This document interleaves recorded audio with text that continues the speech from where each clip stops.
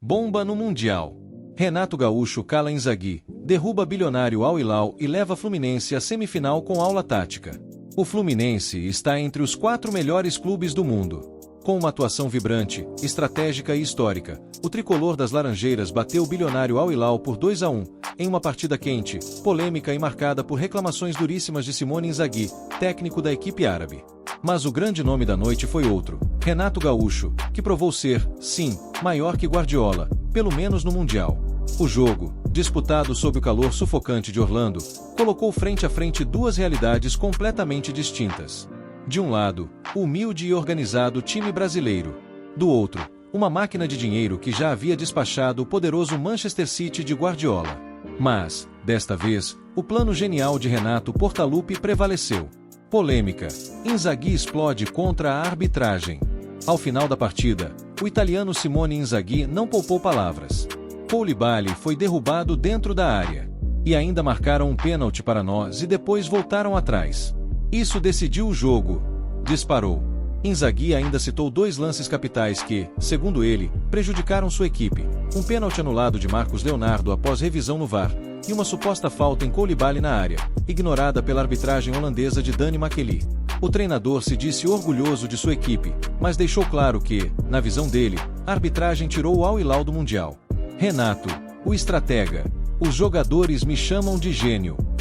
Enquanto o adversário gritava contra a arbitragem, Renato Gaúcho sorria. O técnico que já foi rotulado de ultrapassado, piadista e personagem, agora está no topo do futebol mundial. Com um elenco modesto e uma estratégia precisa, o treinador espelhou o Al Hilal, explorou o cansaço árabe e simplesmente calou um elenco de 3 bilhões de reais. Sabíamos que seria uma guerra. Espelhei o time deles e fomos perfeitos. Controle total do jogo, marcação nas intermediárias e entrega total do grupo. Os caras me chamam de gênio, pô, disse Renato, entre sorrisos e aplausos. Gols brasileiros, vitória gigante. Martinelli abriu o placar após erro grotesco de João Cancelo, com um toque ágil e certeiro. O empate veio com Marcos Leonardo, após falha na marcação de escanteio. Mas foi Hércules, que entrou no lugar de Martinelli, o responsável por definir o confronto com golaço de fora da área, após jogada de raça de Samuel Xavier. Comandado por um Thiago Silva firme na zaga e por um coletivo impecável, o Fluminense dominou os espaços, anulou as principais armas do Al Hilal e segurou a pressão final com frieza. Renato X Guardiola. A aula do brasileiro. Enquanto Guardiola foi surpreendido por Inzaghi ao adiantar demais as linhas e ser punido nos contra-ataques, Renato fez o oposto. Manteve o time protegido, mas combativo. Montou um esquema mutante, que variava entre 3-5-2 e 5-4-1, travando o toque árabe, forçando lançamentos e minando a transição rival. Montaram um time de estrelas. Mas temos algo que eles não têm: alma, vontade e estratégia, disparou um membro da comissão técnica tricolor. R$ 330 milhões e um sonho real. A vitória colocou o Fluminense na semifinal do Mundial, garantiu uma premiação milionária e um feito inédito. O clube está a 2 jogos de ser campeão mundial. Agora, o tricolor aguarda o vencedor de Chelsea x Palmeiras. E mais do que isso, resgatou Renato Gaúcho ao centro do palco global. Desacreditado, rebaixado ao folclore, o técnico brasileiro está provando, com resultados e ideias, que o futebol nacional ainda pulsa. Guardiola. O mundo precisa conhecer o Renato Portaluppi, escreveu um jornalista europeu no X, antigo Twitter, após o apito final. O que Renato Gaúcho realizou em Orlando vai além de uma simples classificação. Foi um triunfo da inteligência sobre o poder financeiro, da tática sobre a força bruta, da humildade sobre a ostentação. Em campo, o Al Hilal desfilava nomes milionários como João Cancelo, Milinkovic-Savic, Rubem Neves, Koulibaly, Bono e Marcos Leonardo. No banco, Simone Inzaghi, técnico finalista da última Champions League. Do outro lado, jogadores que não estariam em nenhuma seleção do fantasy europeu, mas que se encaixaram com perfeição em um plano de jogo minucioso, elaborado por um treinador que viveu a vida inteira sendo subestimado pela elite intelectual do futebol. Renato Gaúcho não reinventou o futebol. Ele aproveitou como ninguém as fraquezas do adversário, o cansaço físico, o psicológico instável após a vitória suada contra o City, e o excesso de confiança de um elenco que se achava imbatível. O Fluminense soube sufocar o time árabe no meio-campo, anulando os meias criativos e forçando a ligação direta, algo que destruiu o estilo de jogo que Inzaghi tentava aplicar. Heróis improváveis em uma noite histórica. Enquanto o mundo esperava por Cano ou Arias como protagonistas, quem brilhou foi Hércules, um volante de personalidade, que veio do banco para definir o confronto com um chute que será lembrado por gerações. Martinelli, por sua vez, não apenas marcou, mas foi peça-chave no combate e na compactação do setor central.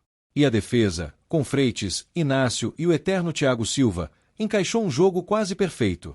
O que dizer de Fábio, aos 44 anos, sendo mais confiável que muitos goleiros em seu auge? E de Samuel Xavier, que deixou de ser contestado para virar símbolo de superação. Esses são os pilares de um Fluminense que está escrevendo sua epopeia, jogo após jogo, superando elencos de peso com um conceito simples, porém poderoso: futebol coletivo, aplicação máxima e um treinador com ideias claras. A derrota que doeu no bolso do Al Hilal. Além do baque esportivo, o Al Hilal amarga agora um prejuízo moral e institucional. O clube saudita, que investiu mais de 3 bilhões de reais em contratações, tinha o Mundial como grande palco para validar sua estratégia de compra de status no futebol global. A queda precoce, ainda mais para um clube sul-americano de orçamento modesto, é simbólica. Isso é mais do que uma derrota esportiva. É uma humilhação estratégica, escreveu um colunista do jornal espanhol Marca. Inzaghi, que chegou cercado de prestígio, vê sua imagem desgastada. A reclamação pública contra a arbitragem expõe o desequilíbrio emocional e a frustração com a própria incapacidade de superar um adversário bem treinado, mas sem estrelas internacionais. Fluminense vira o time símbolo da resistência sul-americana.